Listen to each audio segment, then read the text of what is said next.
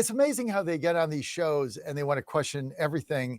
If the numbers go the Democrats' way, they question nothing. If they go to benefit the American people, then they're fake. Like, why do you even watch these shows? Why even go on them? That's just what I mean, I kind of think Mastriano got it right in his campaign in 22, where he just wouldn't do the fake news. And he's like, what's the point? Like, what is the point of that? Like, what do they do but tear you down and try to do gotcha and waste your time when I can be out talking to voters that could actually vote for me? So he might have had it right there. Join me now, Doug Mastriano. Doug, thanks for being with us. Senator, Gettysburg, Pennsylvania, Colonel, State Senator. Doug, thanks for being with us. Merry Good Christmas morning. to you, Reba, and your family. Merry Christmas. It was a questionable strategy, not engaging the liberal media, because you're right. It's all about undermining you. It's interesting, John, the Atlantic, who took great pride in just trying to destroy my campaign, and they came up with the term Christian nationalists. What a bunch of losers.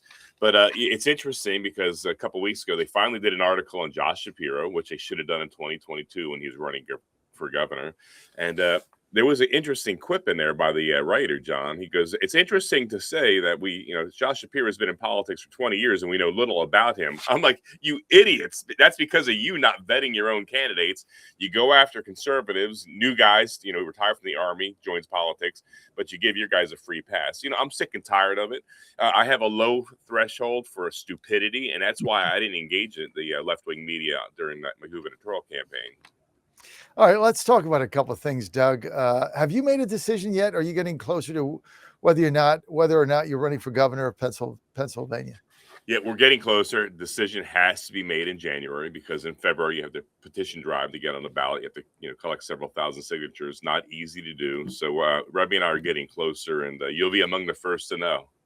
Good. Okay, I look forward to your decision, and I'm sure it's going to be a lot of fun engaging your campaign again. Senator Doug Mastriano with us. I'm getting sick of the Epstein files. You? Yeah, I'm tired of it. What a bunch of BS. You notice that Biden could have released them. Why didn't Biden release them? Because most of it incriminates people on his side of the aisle. And the thing that pisses people off, like me and you, is that there's a double standard. If you're rich, you're famous, and you're liberal, you'll get protected. And we're sick and tired of this here. We watch, Biden hiding classified information in his garage by his stupid, what do you have, Mustang or whatever. And boxes of top secret information there, no problem. But there's allegations Donald Trump had some at Mar-a-Lago, and here comes the FBI kicking in his door. I'm sick and tired of this double standard. Whether you're conservative or liberal, if you were down at Epstein's Island doing, BS or being a pedophile, you're going to go to jail. But apparently, if you're a liberal and wealthy, you get a free pass. And, the only reason why we have these files in the first place, left-wing Democrat media, is because Donald Trump signed the law for transparency. He released them. So let it go. Let it go. Just get them out and get them out and get done with it. I don't know what the holdup is. Just get this behind. I'm so sick of it. It is such a distraction. All right, Doug. We haven't talked about this ahead of time, so we might have a little different perspective.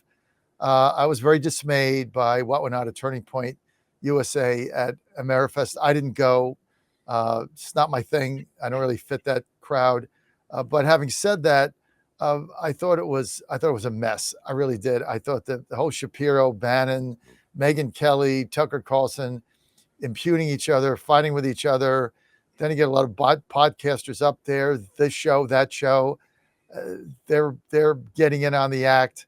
And then, finally we had a decent day, I guess, on Sunday with Vance and Don Jr., the president, called in. I also didn't like Erica basically endorsing J.D. Vance 3 years out. I don't think that's the purpose of the organization, but that's just me. But I didn't think it was helpful. You? Yeah, I don't like this infighting. It seems like Ben Shapiro is fighting or posturing himself to be the guy that comes in behind Charlie Kirk, the next Charlie Kirk, if I can say that. And I think it's a bunch of BS here. He needs to back off. Having differing opinions on foreign policy and different policy issues, why do we destroy each other? We Republicans, we are fantastic at eating our own. And I saw that in my campaign in 2022. So bad in my case, where the establishment refused to get behind me after the people voted for me overwhelmingly in a field of 9 people on the ballot. I almost half of the votes were for me, refused to get behind me. And it's because of this infighting that goes on. We kill each other. In the primary, in my primary, I think $24 million, John, was spent mostly against me in the primary. They couldn't stop me. And if I get in a race this upcoming season as well, we'll win the primary. And my impression was, and I think they almost even say it, the people in the establishment, many of whom come in like you and me, wanting to bring, the grassroots and bring the people's voice, they become what they railed against at one point. I think that's a case of Ben Shapiro. He didn't support me, by the way, when I was running for governor as well. Interesting enough.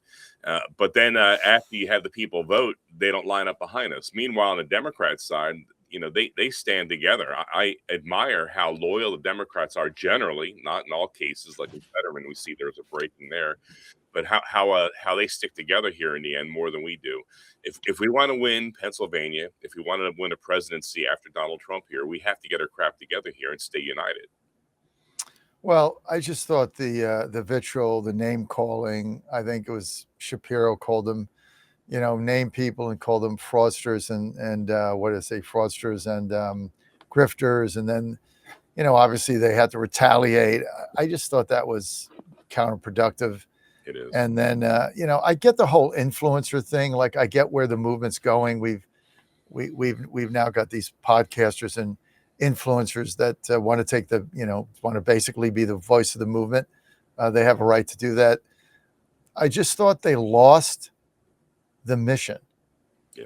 Right. I mean, both of us are old enough to understand that when you go off mission, everything follows that. Strategy changes, tactics fall apart because you're off your mission.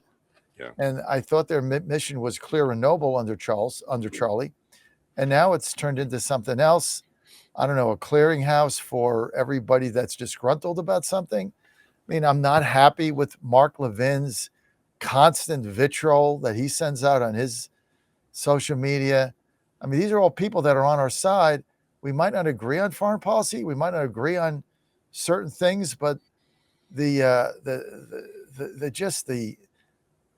hatred and the vitriol, and it's constant. I just don't see where it does anything for us. You're right. One thing, John, if it was a policy debate, but the problem is it's personal. Ben Shapiro's personal disdain for Tucker Carlson is evident. He can't even hide it. And I think he's got a real problem there. And these are the voices of our movement. And in the end, Donald Trump has successfully rallied the grassroots. He's got people from across the spectrum, from Latinos down, even as some of the establishment are on board right now. And this kind of infighting here is going to break up that party. It's going to guarantee a Democratic victory next time around. We got to stop it. Let's have an honest debate about policies. Israel, Venezuela, that's Iran. That's fine. Let's do it. But to make it so personal here, that's a whole different issue altogether. What I would have loved to have seen, rather than how they opened this thing, was I would have opened it with Vance, because I think at the end of the day he had the right message, but it was too late. It was over, and the damage I think had been done. Yeah. I would have loved to see a debate, an honest debate with questions from the audience between a couple of these guys, like a Shapiro, a Tucker, maybe you put Steve in there. There's 3 or 4 of them, Bannon. And you just have a debate about the issues that they don't agree with without the name calling. And you just, Megan, get Megan up there, get all 4 of them. And, you just have a debate like you're debating anything, like, we learned in school when you went to the debate class, right? Yeah. And now you're debating the issues, you're taking questions from your audience. To me, that would have been in line with Charlie's original vision of engaging, open comments, having other opinions, getting to speak on campus, rather than, giving everybody's got their own platform. And look, I'm not criticizing anybody here, right? I'm criticizing the way it was done. I don't think it was helpful. And then just the litany of influences, one after the other, like somehow these guys and gals are running the movement. I thought that was equally as ridiculous. So I don't know. And then I didn't like I've said this a million times. I thought Erica endorsing Vance 3 years out was also not in line with the mission of the organization, because she turned it into now a political arm, a political op of the Vance campaign for 28. I mean, maybe I'm for Vance. I don't know. I haven't really thought about it until we get through these midterms. I'll think about it. But now you're turning your operation into a political apparatus for a candidate rather than a cause. You're right. And you and I have had this discussion here, within Pennsylvania, the early endorsement, a year plus out of Hate their it. candidate. Yeah, that's a bunch of BS. So why even go through the process here? We don't know if Vance is running for office in 3 years. We don't know if he's going to, get the signatures and get on the ballot. We don't know. So why even do that when we don't even know if the candidate himself is running for office here? Yeah, it's presumptive that that's how things are, but 3 years is a long time, John. We have no clue, and you're right. It does take us off focus here.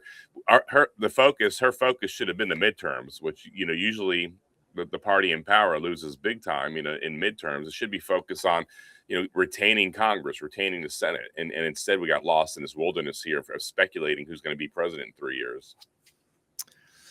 I don't see it. I mean, 3 years is a long way off. Anything can happen, and it crowds out Turning Point's ability to get different voices in their events, because you want all the candidates that might be running in 28. Some of them might be to the right of Vance. I don't know. So, I mean, why are we out there now making endorsements and turning yourself basically into a political operation, which I don't think is the core, or certainly hadn't been the core mission the way I saw Turning Point, but that's just me. All right, let's get to the phone lines for Doug. Vic, Florida, you've got Doug and John. Go ahead, Vic. Go ahead. Happy Merry Christmas and a Happy New Year coming up to both of you very much. I'm going to be really quick this morning. Listen, Doug, the reason you've had the opposition of some of the establishment in Pennsylvania is because you're not Tom Ridge. You're not the good things. You're the good things about Tom Ridge, but none of the bad things. And you don't have a connection with the Bush family. Let's put this out there and talk about this like grown men and stop pussyfooting. You know what you want to do, Doug? You want to take the teachers union in the whole state of Pennsylvania head on and tell them, you're not going to have people in the teachers union counseling our children to become non-binary or transgender, number one. And number two, you're not going to foist Howard Zinn or the 1619 Project on our kids in some curriculum reform, which teaches them to hate their country. Yep. Get out there. They hate you like poison, Doug. And that's a fact. But you can't make deals with those people because you're not dealing with the teachers in Pennsylvania, Doug. You're dealing with their leadership, which is insane and Marxist. And Merry Christmas again, gentlemen. Talk to you soon. Take care. Bye. Love you, Vic. Merry Christmas. It's interesting. So about a year ago or so, we had a hearing, and I'm on the Education Committee. I'm the vice chair of the Education Committee in the Senate, and we had the leader of the teachers union, before us here, and he's asking for money, of course. And I'm like, so you have like $160 million in the bank here. Can you commit and pledge to give some of that money to fulfill some of these initiatives you're asking us for? And of course he wouldn't. And by the way, he's a band director. The leader of the teachers union is not a history teacher, not a math teacher or English teacher. He's the leader of the band in his school in Pennsylvania. And during the governor's race, to show you how much credibility they don't have, I had not released my plan yet for education as governor. I was a couple of weeks out from releasing it, and he, in his infinite wisdom and his organization, condemned my plan, which had not been released or even leaked yet. Mastriano's plan for education in Pennsylvania will destroy our schools. And like, dude, you don't even know what the plan is. That they're just making crap up, sending out this propaganda to the teachers. And you're right, the teachers aren't the enemy, but it's all this this Ponzi scam money that's going around. The Democrats fund the school union, and the union gives millions of dollars to Shapiro and others. And we found out, by the way, last year, that Shapiro, during the gubernatorial campaign, it was a laundering machine, basically of campaign money coming from the school union here to do their bidding. And I'm sick and tired of this here. This needs to end. Listen, we need somebody to stand up and take on the tougher things in life. Yeah. And until we do that, we're going to continue to lose. Yeah. All of us are concerned about the midterms. We're all looking at the numbers. It is what it is. Yeah. And for those out there that are saying, we should have, one-day voting, no mail-in ballots. I mean, it's so tiring, Doug, because it is. It's not the way it works. What we want is not what we have, right? I mean, I like something, I don't have it. So what we have is what we have. The rules in Pennsylvania, the voting rules in Pennsylvania are not going to change between now, primary, or now in November. That's right. They're going to be the same. You have to play the hand you're dealt.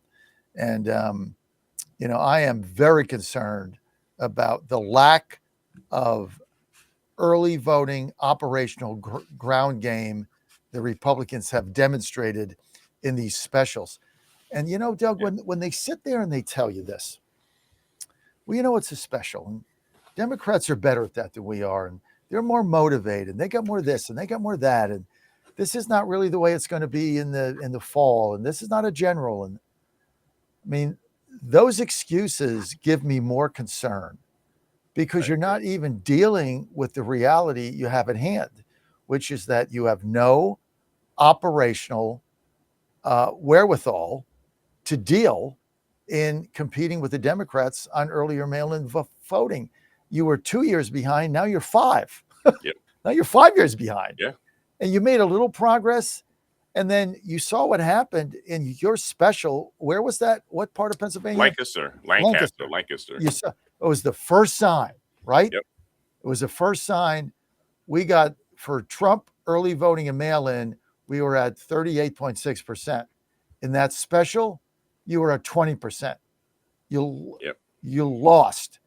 And it's gone on from there. There's no apparatus other than what the Trump campaign had. That's doesn't that concern you, Doug? Yeah, it does. How do you lose a state Senate seat that Trump won that district by 16 points? How do you lose that in a special election? 3 months. Kidding me? 3 months after he won. Yes. Riding on the heels of his victory, we have Senator Ryan Allman, who's asked to work for Senator McCormick. He resigns his seat. We're all thinking that this is easy. We got it. We talked about it, and we didn't get it. And that's terrifying. That means Pennsylvania, we're now 2 seats away. 2 seats from becoming California. This is deadly serious here. Spinning our wheels on, same day in-person voting. I wish that was so, John, because I would have won the gubernatorial. I would have won by 70,000 votes here. But you're right. The reality is, the fact is, it's different in Pennsylvania, and it's different in other states here. If you have early voting, you got to embrace it. And ignoring it won't make you go away. You'll have another 2020 going on here. So the reality is, we got to vote, and you got to vote in the context of your state. Right, and you have to have an operational strategy and tactics. Yeah, we do. That are going to be consistent with what is the voting procedure that your General Assembly passed. I mean, whether you think it's right or not, they passed it, and you got to deal with it. And so the number of people on our side that absolutely refuse to engage in this is just mind-boggling. It's just, and it's frustrating. And it's, one of the many issues that we have internally that hopefully we can get this stuff straightened out between now and November. I certainly hope so. All right, Doug. So you and your family have a very Merry Christmas. Thank you. Merry Christmas. And to your beautiful wife. Hey, final thing. Hold up, Michael. Final thing before we go. Break down for us these Venezuelan tanker intercepts we're doing. What is the objective here? So there's a shadow fleet. Russia has one, and then of course internationally, Venezuela and Iran have one as well. Where these ships, they're under a fake flag or a flag of convenience, that they don't keep proper logs, and they circumvent international law by going to Venezuela and Iran, getting oil, and then dropping off in China. And so Donald Trump's like, that's enough. We're cutting it off. So this illegal shadow fleet of shipping oil to China is funding the Venezuelan and Iranian regimes. And in this case, we're focused on the Venezuela, the Western Hemisphere. Donald Trump is it looks like we're going after a third ship in his fleet, John, to cut off Venezuelans' money supply coming in with this illegal oil. It's good for America to stop it, because then these China has to buy American oil rather than this black market and piracy. And so it's a good thing. It's risky. That when you board these ships here, it's high risk operation. But so far, we've taken out 2 of these ships, and we haven't lost any personnel. And I pray it continues to do so. But the goal is to drive Maduro, the dictator leading Venezuela, out of power. Doug, thank you for being with us, and thank you, John. Merry Christmas to you Christmas and to your guys. family. We'll talk soon. We'll talk after the holidays. Doug Mastriano. Thank you. Looking forward to getting your decision in January. Me too. All right, Doug, hang in there. We're going to be right back. 888-480-JOHN.